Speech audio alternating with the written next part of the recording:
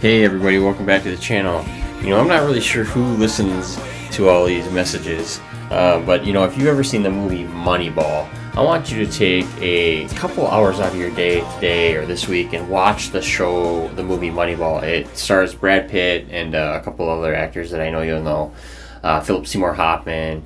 But in that movie, the Oakland A's in the early 2000s, they had to play baseball different. They had a $30 million budget up against $400 million for the Yankees, right? So they're trying to compete in the same market as the Yankees. And so they looked at it differently. They had to look at the numbers. They had to look at how they could buy runs. Not how they could, buy a player with good stats or this and that. No, they had to buy runs. And so what they did is they ended up buying players that could get on base, that could, that were really good at walks or bunts.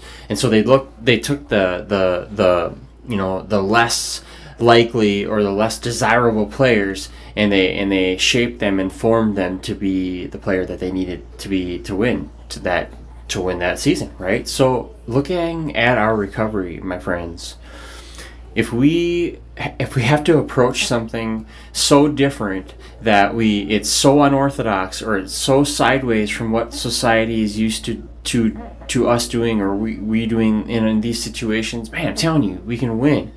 So watch Moneyball. There are a lot of good, so many good lines in that movie. And I'm sorry, you guys, I've been having a rather rough couple days.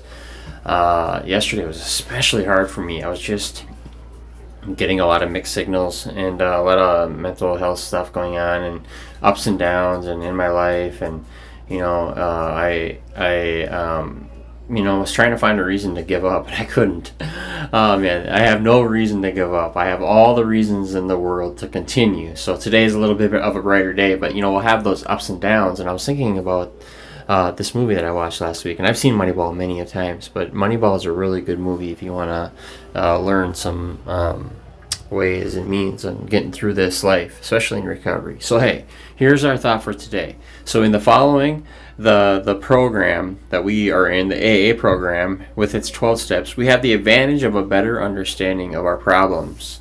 See, day after day, our sobriety results in the formation of new habits, normal habits.